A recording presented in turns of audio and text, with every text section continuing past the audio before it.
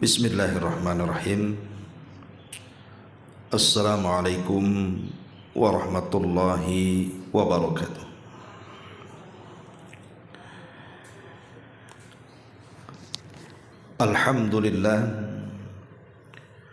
Alhamdulillahilladzi farada ala ibadihi siyam wa ja'alaha mutahhiratan lidzunubi wal atham. Asyhadu an la ilaha illallah wahdahu rabbi la syarika lah wa asyhadu anna Muhammadan abduhu wa rasuluhu alladzi la nabiyya ba'dah, amma ba'du. Ibu-ibu yang dimuliakan Allah Subhanahu wa taala, alhamdulillah di pagi hari ini kita masih bisa dipertemukan Allah Subhanahu wa taala dalam kajian duha, dan kita masih melanjutkan kajian Kitabul Jami'. Dan pagi ini kita akan membahas hadis ke-6, hadis dari Mahmud ibn Labid radhiyallahu an, di mana Nabi sallallahu alaihi wasallam bersabda, "Inna akhwafa ma akhafu alaikumus syirkul asghar ar-riya'u." Sungguh yang paling ku takutkan atas kalian, kata Nabi, adalah syirik kecil, yaitu riya. Ma'asyiral muslimat yang dimuliakan Allah Subhanahu wa taala, hadis ini menjelaskan kepada kita tentang satu penyakit hati yang sangat membahayakan bagi amal kita.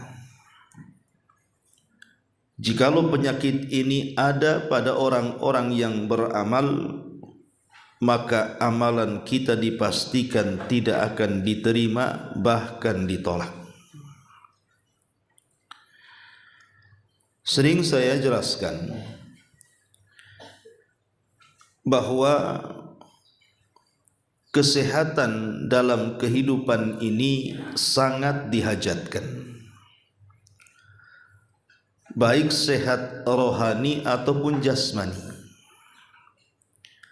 Sebab orang sakit itu akan terbatas aktivitasnya, gerak langkahnya itu tidak panjang orang sakit itu. Beda dengan orang sehat. Orang sehat bisa kemana saja dan bisa melakukan apa saja, tapi orang sakit berbeda.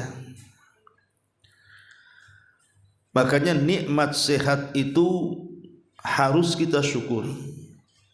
Kata Nabi sallallahu alaihi wasallam, "Ni'matani maghbunun fihi makatsiru minan nas, as-sihhatu wal farad." Ada dua nikmat, kata Rasul, yang selalu dilupakan manusia, maknanya tidak disyukuri. Pertama nikmat sehat, yang kedua luang waktu. Lah kalau seandainya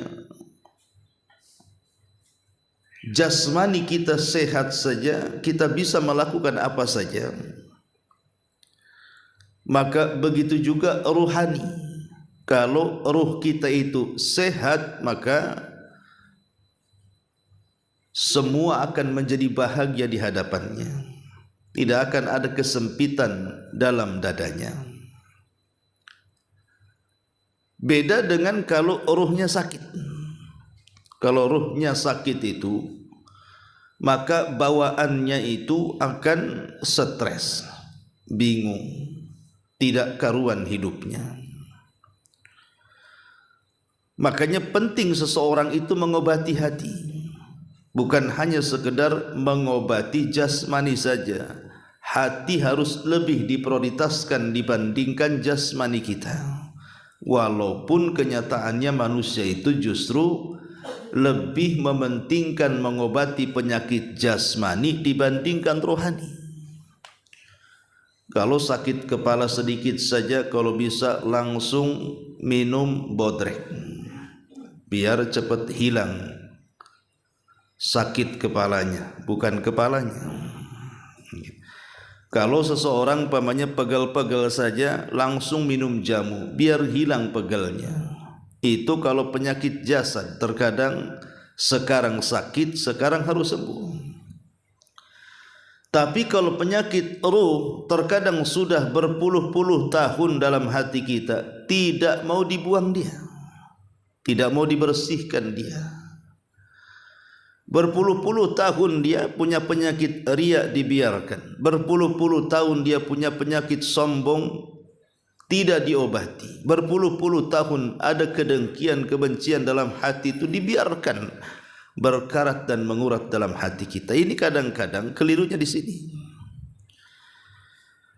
Ma'asyiral muslimat yang dimuliakan Allah Subhanahu wa taala, lah salah satu penyakit yang berbahaya ini adalah penyakit riya.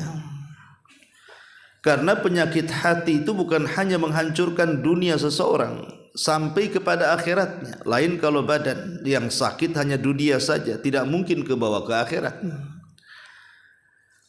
Lah salah satunya riya. Ini riya, ini penyakit bahaya. Gila sanjungan.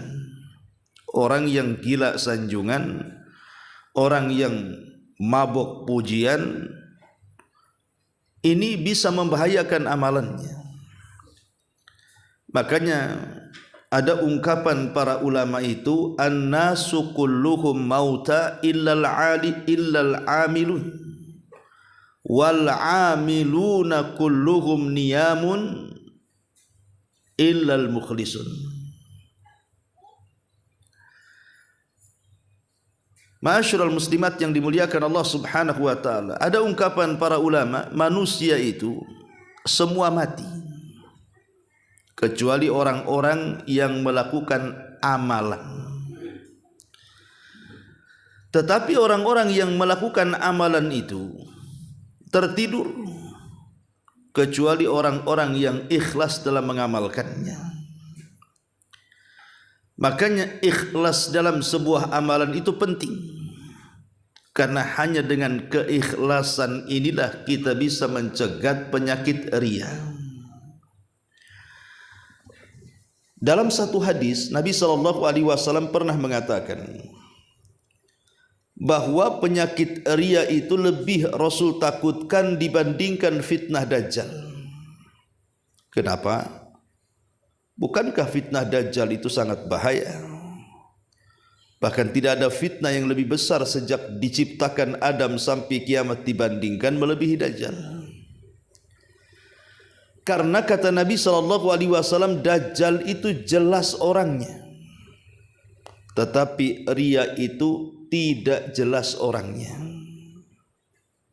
Terkadang munculnya riya itu seperti semut yang berjalan di batu licin berwarna hitam di kegelapan malam. Tahu-tahu riya saja. Terkadang ibu melihat ada semut nempel di baju. Pernah terpikir enggak bagaimana dia naiknya? Kapan dia naiknya? Siapa yang menaikkan dia? Apa dia naik sendiri? Kan kadang-kadang kita tidak terpikir, loh kok ujug-ujug ada semut aja di baju ini. Lah begitulah riya. Terkadang kita ini awalnya beramal baik, di tengah-tengah muncul pula si riya itu. Itulah yang kemudian Rasul mengkhawatirkan tentang penyakit riya ini.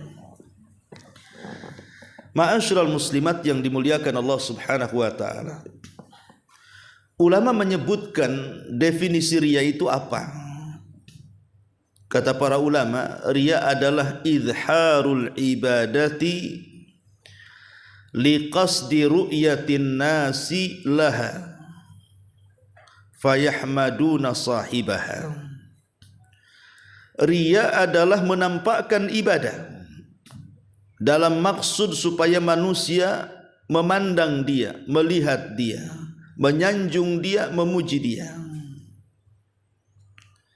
Jadi tujuannya adalah fayahmaduna sahibaha, supaya mendapatkan sanjungan, supaya mendapatkan pujian. Itulah riya. Lah Nabi SAW sampai mengatakan dalam hadis yang kita bahas ini, inna akhwafa ma akhafu alaikum sirkul asghar, kata Nabi. Sungguh yang paling kutakutkan atas kalian adalah syirik kecil. Kemudian Nabi SAW menyebutkan dari syirik kecil itu adalah riya. Begitu menakutkan riya bagi Nabi. Kenapa? Karena riya ini bagian daripada syirkun khafi, syirik yang terselubung. Itulah riya, syiriknya terselubung, Bu. Di hadapan orang nampaknya dia ikhlas. Kalau umpamanya solat itu khusyuk sekali, panjanglah berdirinya, panjang bacaannya, diperindah pula bacaan-bacaannya, seolah-olah di hadapan manusia itu dia sedang mantap melakukan ibadah, tapi hakikatnya dia sedang menipu Allah. Hakikatnya dia sedang merendahkan Allah, hakikatnya sedang berkhianat kepada Allah. Karena dia tidak sedang beramal kepada Allah, tapi sedang beramal kepada manusia. Umpamanya yang lain dia sedang membayar zakat ataupun sedekah, nampak ikhlasnya. Ngomong sama Pak Ustadz saya ikhlas ini sedekah, tolong jangan disebut nama saya. Tulis aja Abdullah, hamba Allah. Nampak ikhlas, berani karena nominalnya besar, dan dia tidak mau disebut-sebut namanya. Tapi giliran kemudian tersenggol sedikit saja, dia pun mengaku bahwa itu adalah sedekah saya, itu adalah zakat saya, dan begitu seterusnya. Inilah yang kemudian oleh Rasul ditakutkan, karena memang riya ini adalah syirik yang terselubung. Nampak di hadapan manusia dia sedang beribadah, hakikatnya dia sedang riya kepada manusia.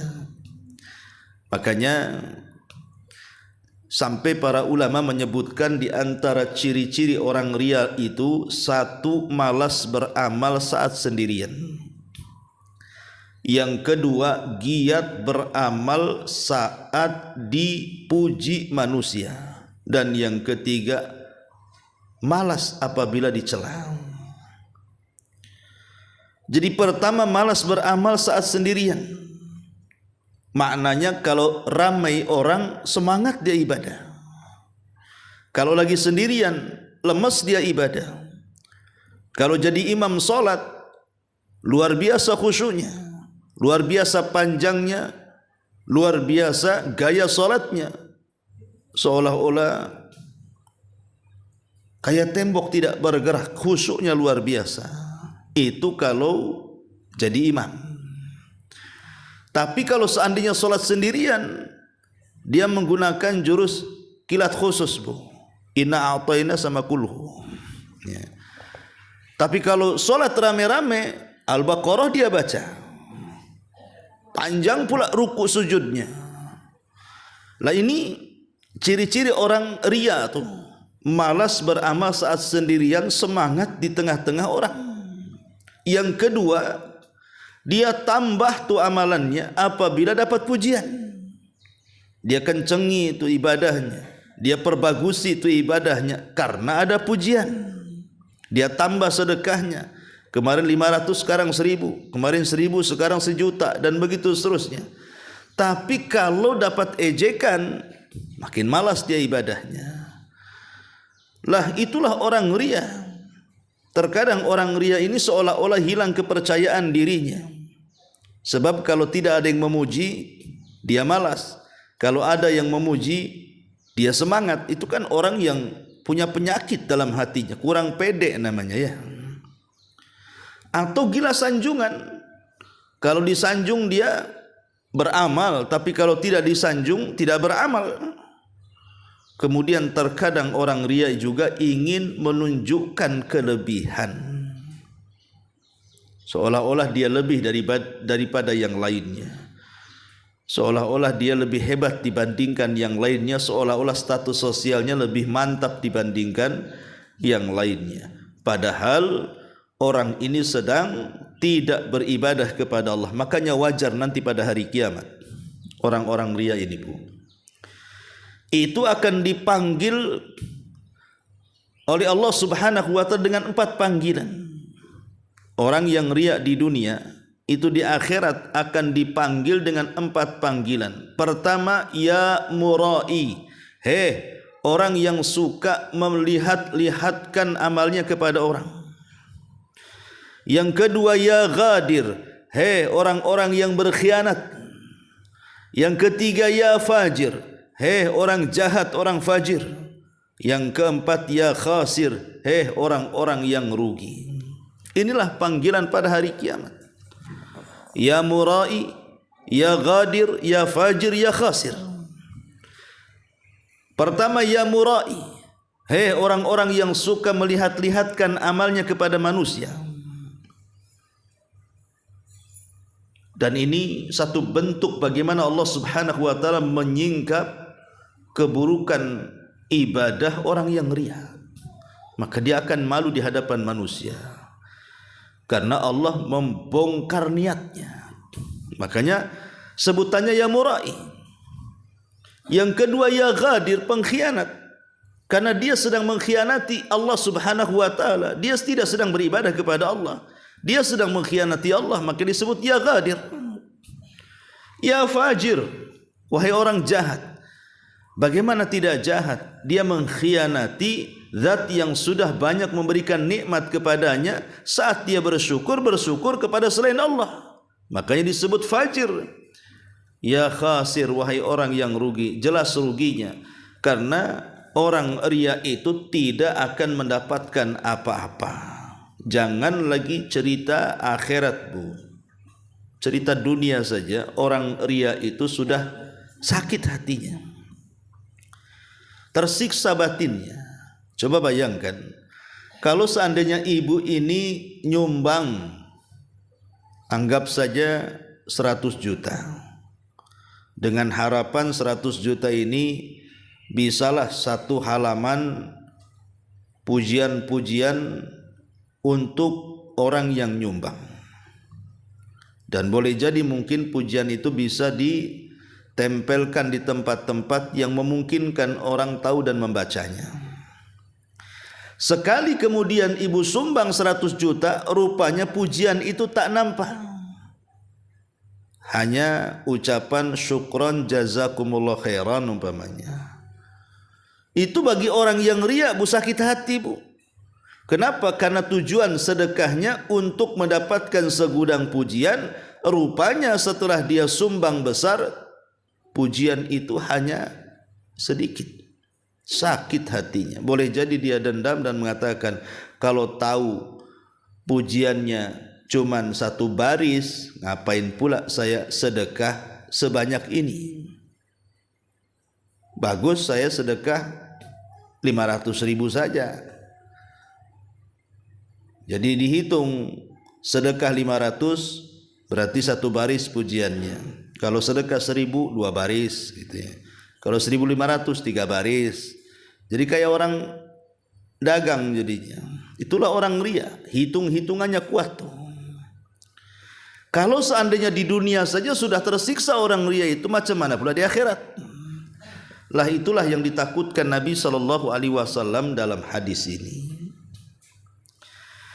Ma'asyiral muslimat yang dimuliakan Allah Subhanahu wa ta'ala, ulama menjelaskan tentang bahaya riya ini. Di antaranya 1, riya ini menggugurkan amal. Jadi riya ini menggugurkan amal, sebagaimana dicantumkan dalam surah Hud ayat 15 dan 16. Yang kedua,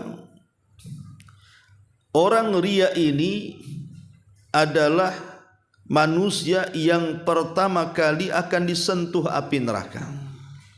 Jadi orang yang ria adalah orang yang pertama kali akan disentuh api neraka, naudzubillah.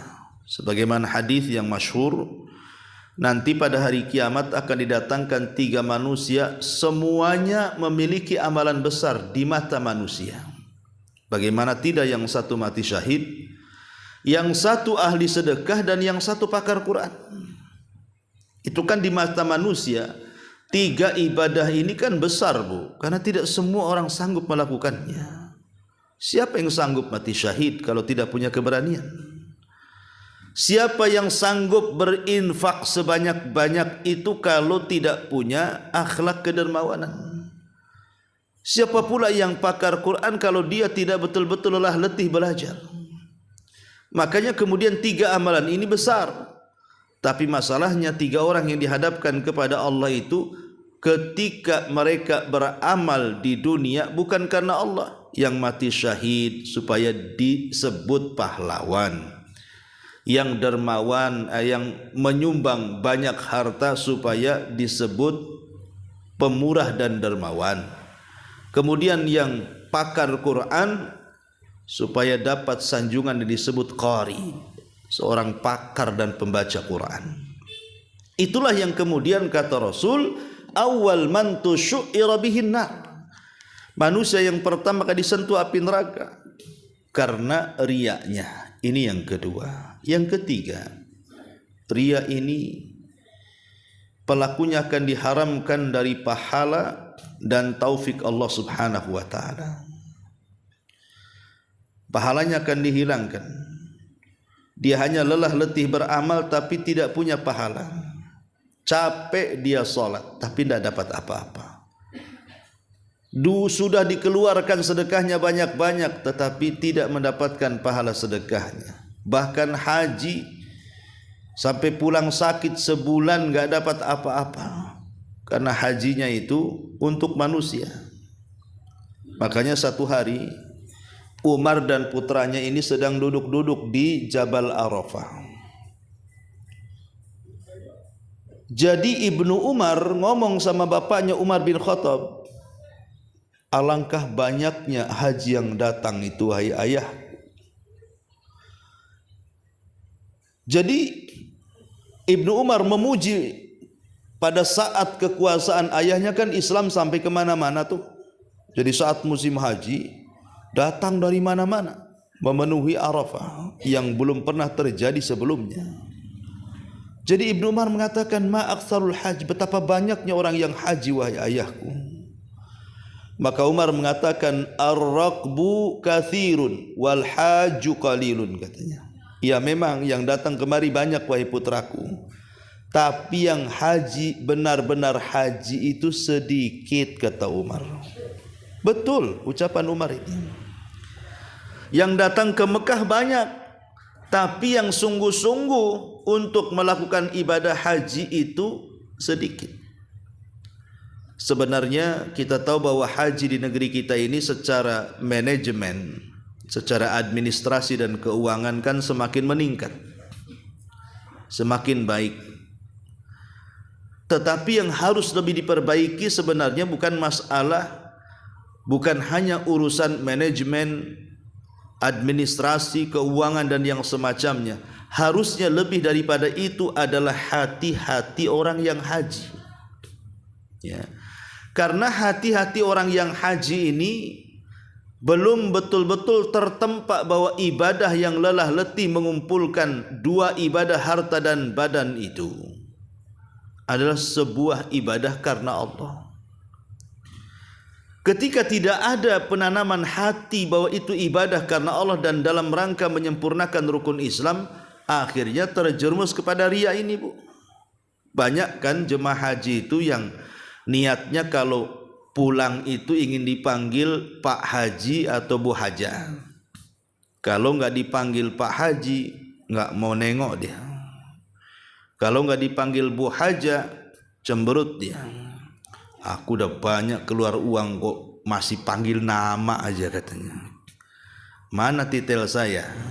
Harusnya kan hajah, apalagi saya 2 kali hajah harusnya. Kadang-kadang di masyarakat masih ada kayak gitu kan.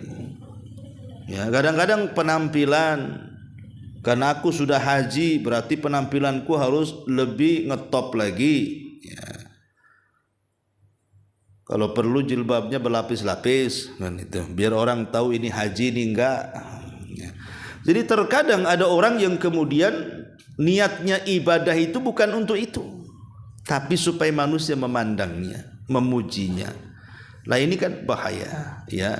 Padahal yang ketiga, orang ria ini hilang pahalanya. Yang keempat, bahaya orang ria itu, dia akan mendapatkan ancaman yang keras.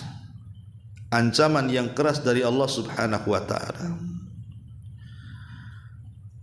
Makanya dalam sebuah hadis Nabi mengatakan, man talabal ilma liyumari bihi sufaha au yujariya bihi ulama au yasrib bihi wujuhun nas ilaihi adkhalahu Allahu nara. Siapa yang mencari ilmu dalam rangka mendebat para fuqaha ataupun berusaha berhadapan dengan para ulama, atau supaya wajah-wajah manusia tertuju kepadanya, maka kata Rasul, Allah akan masukkan ia ke dalam neraka. Lihat ancaman keras bagi orang-orang yang ria. Kemudian yang keempat, bahwa ria adalah afatun min afatin yuhlik wa yufsid. Bahwa ria adalah sebuah kehancuran yang bisa merusak dan menghancurkan baik hati ataupun agama. Ria ini sampai-sampai dikatakan oleh Abdullah ibn Abbas radhiyallahu an, likulli syai'in afat, pada segala sesuatu itu ada bentuk kehancurannya. Afatul ilmi an-nisyan, kehancuran ilmu ada di lupa. Wa afatul ibadati al-kasalu, kehancuran ibadah itu ada di malas. Wa afatut tijarati al-kadhibu, kehancuran dagang itu ada di dusta. Wa afatud din ar-riyah, dan kehancuran agama itu ada di ria. Lihat kata Abdullah bin Abbas, ya. Hancurnya ilmu karena lupa, hancurnya ibadah karena malas, hancurnya berniaga karena dusta, tapi hancurnya agama karena ria. Kan bahaya, ya. Itulah ria. Kemudian yang kelima, ria ini fitnah.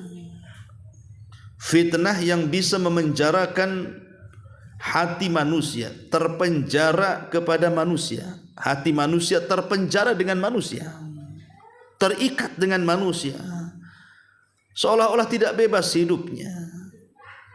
Makanya Rasul mengatakan salatu muhlikat, ada 3 perkara yang menghancurkan. Salah satunya i'jabul mar'i bi nafsi, orang yang bangga terhadap dirinya, ria.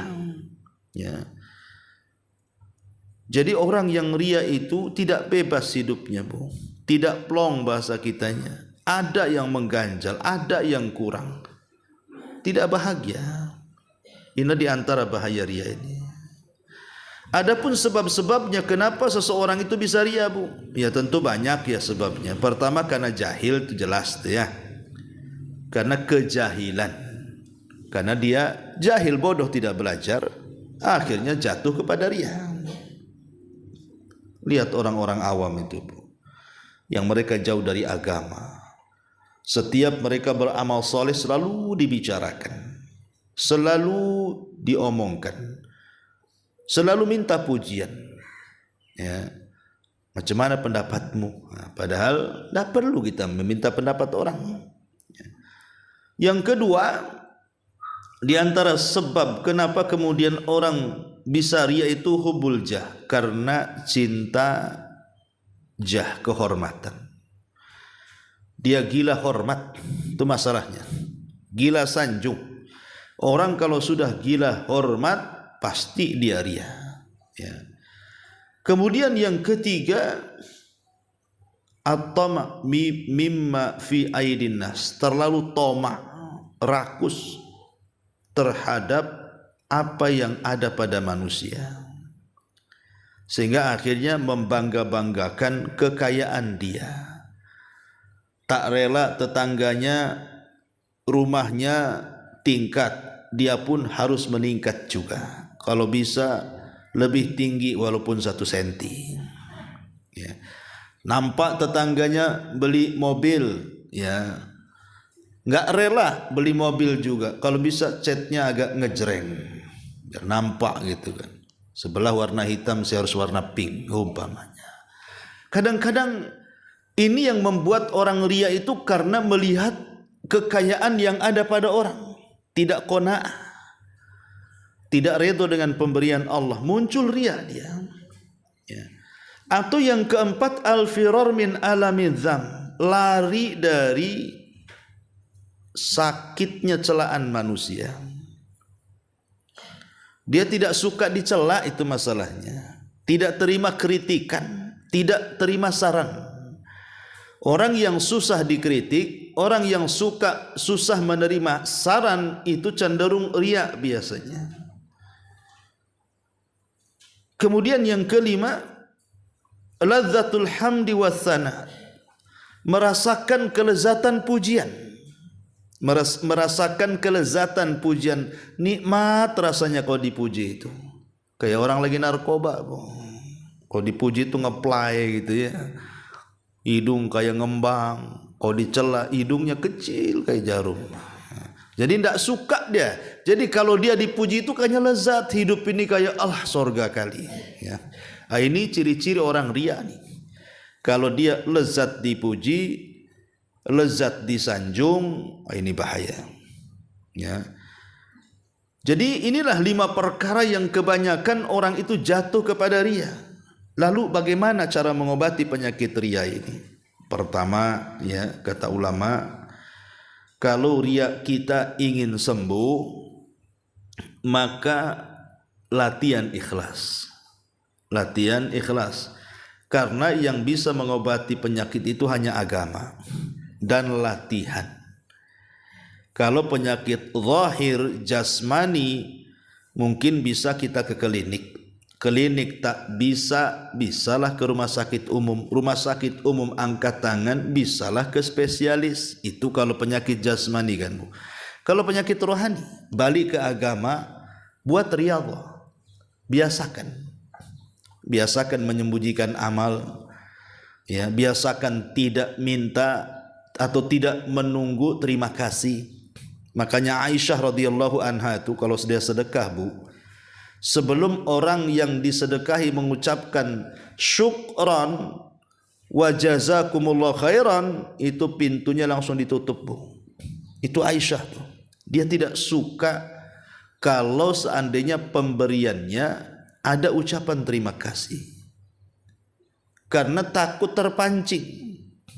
Takut terpancing ria. Kalau ibu kan enggak ditunggu kan, Bu ya. Kapan orang diterima kasihnya katanya. Kok enggak bunyi katanya kan. Oh sekali aja kalau gitu. Datang lagi awas kau katanya. Nah, ini kalau kita, Ibu ya, main ngancam sedekahnya tuh. Ya. Jadi obat ria yang pertama, balik ke agama. Balik kepada agama, balik kepada Quran, balik kepada sunnah. Kemudian riyadhah. Dibiasakan. Karena kalau tidak dibiasakan susah ria itu. Ya. Yang kedua, mujahadatu daima li nafsi. Lawan tuh sifat gila pujian itu. Dilawan, ya memang harus ada mujahadah, harus ada kesungguhan. Karena Allah yang mengatakan walladzina jahadu fina lanahdiyannahum subulana. Orang-orang yang bersungguh-sungguh mencari jalan kami, pasti kami akan berikan hidayah kepadanya. Yang ketiga, al-hirsu ala kitmanil amal wa ikhfai. Usahakan setiap amal yang harus disembunyikan, sembunyikan. memang amal itu ada dua macam, ada yang ditampakkan, ada yang disembunyikan. Kalau ditampakkan ya harus ditampakkan. Seperti umpamanya ibadah kurban, itu kan memang syiar ditampakkan. Ya, bawa kambingnya ke lapangan disembelih, disaksikan orang. Ya. Beda dengan amalan-amalan sedekah umpamanya yang harus disembunyikan. Ya sembunyikan. Jangan dibalik, Bu. Yang harus disembunyikan ditampakkan, yang harus ditampakkan berarti disembunyikan. Ibu sembunyi nyembelih kurban di dapur. Enggak ada orang tahu. Kan susah sendiri jadinya. Ya. Jadi ada amalan itu yang ditampakkan, tampakkan kan itu syiar. Tetapi ada amalan-amalan itu yang memang harus disembunyikan karena kalau ditampakkan dikhawatirkan riya. Ya, seperti sedekah gitu ya. Nah, kemudian yang keempat, at-tafakkur fi syana'atir riya wa qubhi. Berfikir sebelum kita beramal dengan riya itu betapa jeleknya akibat riya di dunia dan akhirat. Baca hadis-hadis tentang ancaman riya. Yang kelima, an-nadharu fi awaqibihi. Hendaklah lihat akibat orang-orang yang riya itu. Kemudian yang keenam, al-ibtiad an mawatinihi wa mawaqihi. Hindari tempat-tempat yang mengundang riya. Keramaian, papan nama, grup-grup WA, gitu ya. Kalau beramal itu enggak usahlah kemudian dicantumkan risit transfernya di grup WA.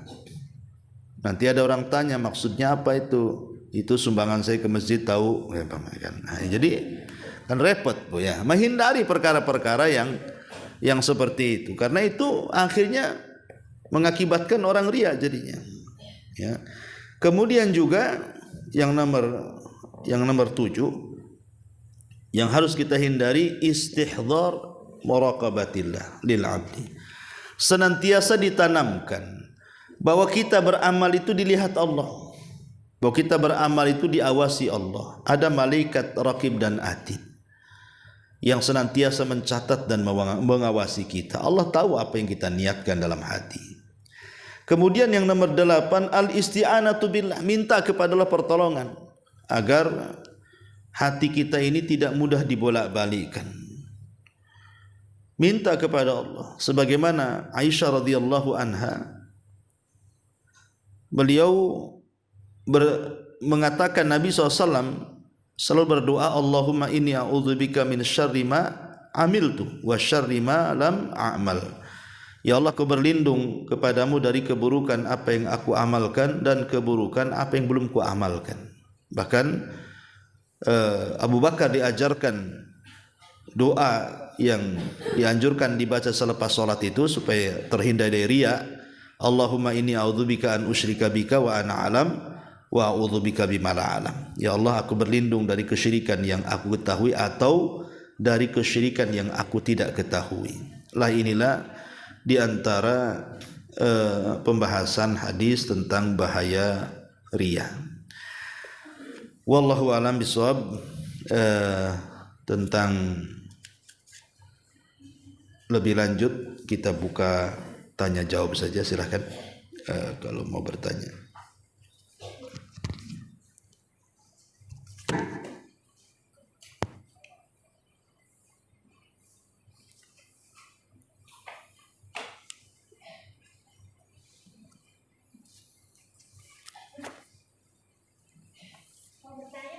Iya.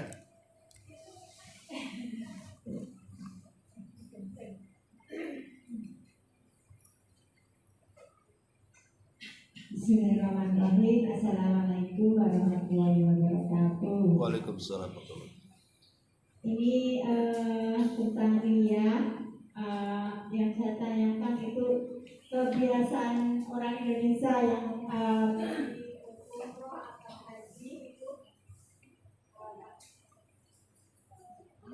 dia sering upload foto di mana dia berada, itu termasuk dia. Makanya dia supaya motivasi kepada orang saudara itu gimana itu? Soalnya dia di mana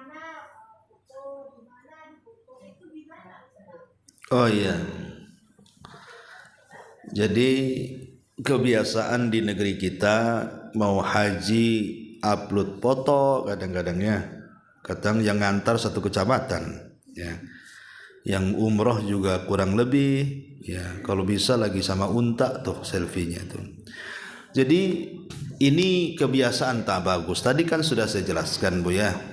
Bahwa di antara obat ria itu adalah hindari tempat-tempat yang bisa mengandung ria. Ya salah satunya medsos tadi saya contohkan. Hindari grup-grup baik keluarga atau yang lainnya gitu ya. Karena kalau kita tidak menghindari tempat-tempat ria pasti akan terjerumus kepada ria.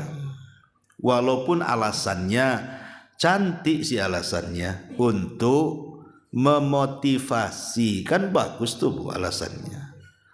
Untuk memotivasi. Pertanyaannya, kenapa kalau motivasi kan bisa sekali dua kali foto gitu, kenapa mesti ribuan foto? Kenapa banyak kali fotonya? Ya, mulai dari bangun tidur sampai tidur lagi Bu fotonya itu. Mulai dari berangkat sampai pulang. Baik foto yang nginjek tanah atau yang tidak nginjek tanah. Di pesawat gitu ya. Itu dipoto semuanya.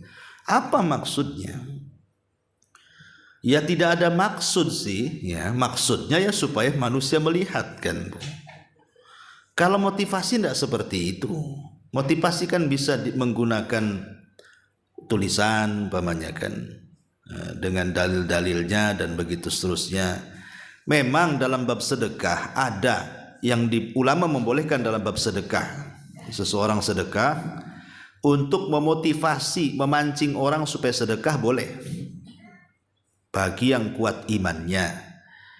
Tapi yang tidak kuat imannya awalnya baik, mau memotivasi, belakangan jadi ria, itu masalahnya Bu.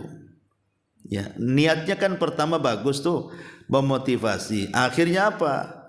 Akhirnya kemudian dipujilah di grup itu.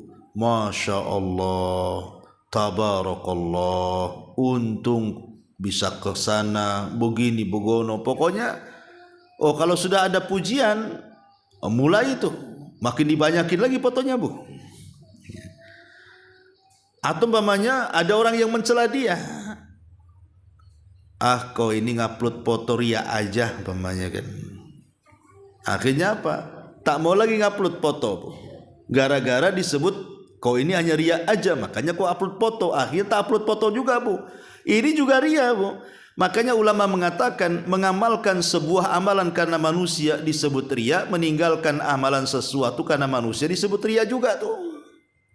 Dua-duanya ria. Meninggalkan atau mengamalkan amalan karena manusia, dua-duanya ria. Maka sebaiknya kalau memang perkara-perkara ini mengundang ria, jangan dilakukan. Kalau ingin berangkat umroh atau berangkat haji, cukup kumpulkan keluarga hanya untuk berwasiat saja. Maksudnya wasiat itu karena kan kita tidak tahu namanya safar jauh, entah pulang lagi, entah tidak, entah selamat, entah tidak, kan tidak tahu Ibu. Makanya perlu berwasiat. Hanya untuk wasiat, bukan untuk yang lainnya. Kadang-kadang kan orang buat selamatan itu sampai satu kampung diundang tuh. Ya. Kadang-kadang dua kampung, orang tiga kampung, satu kecamatan diundang dia tuh. Kadang-kadang supaya orang tahu masalahnya. Nah ini kan sudah ria, sudah jelas. Apa maksudnya coba? Kadang-kadang yang kasihan habis selamatan tak selamat Bu, tak jadi berangkat.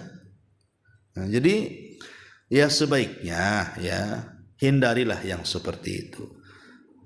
Khusus untuk ibadah-ibadah syiar itu seperti haji dan umroh, cukuplah si pelaku dengan Allah dan keluarganya yang tahu saja. Itu saja ya. Wallahu a'lam. Ya.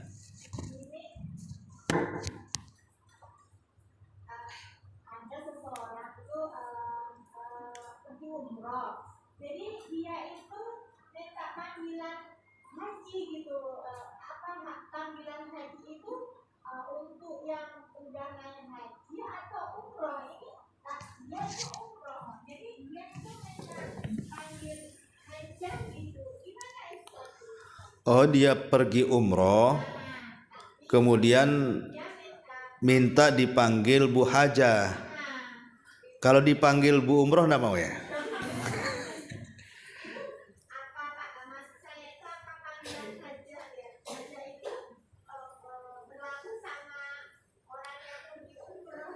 Beda Bu, ya beda. Haji dengan umroh ya jelas beda.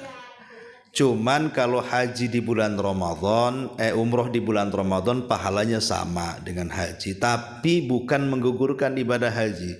Orang walaupun umroh 100 kali Bu, itu tidak menggugurkan kewajiban haji kalau dia belum haji. Beda ya. Dan walaupun dia haji pun, kalau tujuannya supaya mendapatkan titel ha atau hajah, maka ibadahnya percuma Bu. Ibadahnya percuma. Tapi kalau seandainya ibu berangkat ke Mekah untuk haji itu memang tidak ada kepikiran ingin dipanggil Bu Hajah, tiba-tiba orang tahu akhirnya memanggil ibu dengan hajah, itu tidak berdosa, bahkan tidak ria. Bahkan itu disebut busrul ajil kata Rasul, kabar gembira yang disegerakan di dunia, tidak minta tapi dikasih. Itu namanya busrul ajil, tidak masalah. Dia kan gak minta dipanggil Bu Hajah, kenapa pula dipanggil Bu Hajah? Tapi kalau ibu belum haji dipanggil Bu Hajah, ya bilang aja, memang suami saya haji, tapi saya belum haji, jangan panggil Bu Hajah gitu.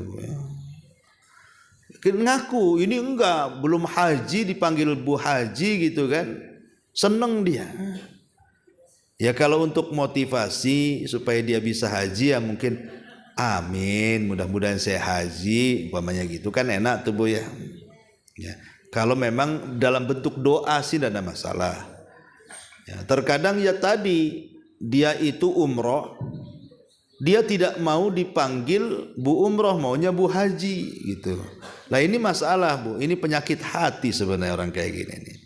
Kayaknya rugi dia sudah mengeluarkan uang banyak kalau pulang itu hendak dielu-elukan. Nah, ini niatnya bukan karena Allah, bukan, jelas karena manusia.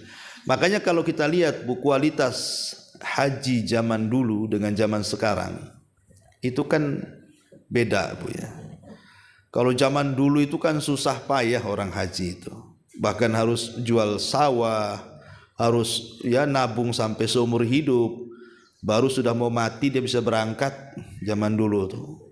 Makanya kalau zaman dulu kalau orang haji itu memang kualitasnya nampak Bu, auranya ada. Orang-orang dulu itu, Bu Haji, Pak Haji orang dulu, karena memang luar biasa ya ibadahnya itu. Ya. Beda dengan sekarang. Kalau sekarang kan sewaktu-waktu bisa haji. Ya. Sekarang bisa haji, haji korupsi aja ada. Ya. Jadi semua bisa. Makanya sekarang kualitas orang haji karena semua sudah haji. Tak ada zaman dulu kalau ada kiai nggak ada hajinya, nggak didengar ceramahnya Bu. Kalau zaman dulu ya, makanya biasanya penceramah itu ada KH-nya, kiai haji. Karena kalau kiai saja belum haji, nggak didengar tuh ceramahnya zaman dulu. Nah, kalau sudah ada hajinya, didengar, karena lewat depan Pak Haji aja lemas zaman dulu tuh. Tapi kalau sekarang kan tidak, biasa-biasa aja kan. Kau sudah haji, aku 10 kali haji. Jadi kalau zaman sekarang udah kualitas hajinya kurang. Apalagi ditambah-tambah dengan medsos di sini. Kalau zaman dulu kan susah mau ria Bu. Ya ria paling ya kumpul orang kampung selamatan itu rianya ya. Kalau sekarang kan tidak Bu. Itu mulai berangkat sampai ke Mekah sampai balik lagi ke Indonesia itu memungkinkan ria. Ya tadi karena diupload tadi. Yang lebih celakanya bayangkan sampai ada seorang syekh menceritakan di tengah-tengah ibadah loh. Orang mau melempar jumroh, sempat dia acting Bu, minta dipoto. Jadi bentar-bentar, kayak orang acting tuh. Bentar ya, bentar. Nah, ngitung. Nanti kalau 1, 2, baru dilempar, cekrek kan gitu Bu ya. Lah gimana orang lagi ibadah lah. Di tengah-tengah ibadah sempat-sempatnya dia moto dirinya. Ini kan sama dengan orang lagi sujud kemudian ibu foto sendiri tuh. Nah ini kan lebih parah di zaman sekarang ini dibandingkan zaman dulu. Zaman dulu kan susah mau dia pakai apa gitu. Kalau sekali berangkat orang kampung aja cemas-cemas. Pulang nggak? Karena nggak ada media yang bisa dihubungi kan. Nah, kalau sekarang ini belum ditanya sudah WA keluarganya aman sehat katanya kan. Nah ini hal-hal yang seperti ini harusnya dihindari. Karena bagaimanapun dengan canggihnya teknologi harusnya lebih fokus ibadahnya. Bukan lebih banyak dosanya karena riaknya. Wallahu a'lam. Saya kira cukup. Subhanaka wa bihamdika asyhadu an la ilaha illa anta astaghfiruka wa atubu ilaik. Allahu ta'ala